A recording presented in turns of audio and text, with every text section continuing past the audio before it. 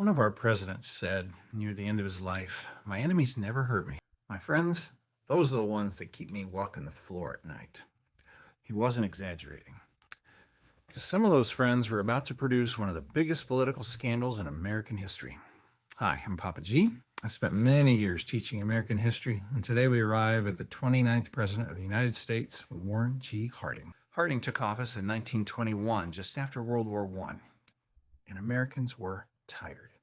So Harding ran on a simple promise: a return to normalcy. Historians still smile at that phrase. Some critics even said Harding had invented the word.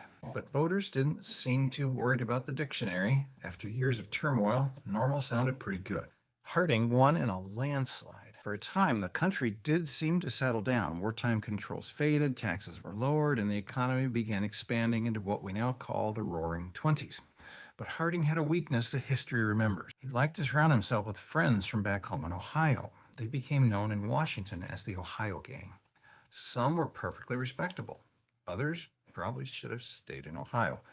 Harding also enjoyed late-night poker games with friends and cabinet members. Cigars, cards, and a little whiskey. Washington reporters eventually nicknamed the group the Poker Cabinet. As it turned out, some of the real gambling wasn't happening at the card table. The most famous scandal involved Teapot Dome, where federal oil reserves in Wyoming were secretly leased to private companies in exchange for bribes. Secretary of the Interior, Albert Fall, became eventually the first cabinet member in American history to go to prison. Historians generally agree on one important point. There's little evidence Harding personally profited from the corruption. His real failure seems to have been something much more human. He trusted the wrong people. In 1923, while on a speaking tour in California, Harding died suddenly. Many of the scandals only became fully public after his death, shaping the reputations historians still debate today. History can be ironic that way. A president elected to restore normal life ended up remembered mostly for the chaos around him. Next time, we meet the man who followed him, a president who promised to restore honesty and stability after the scandals.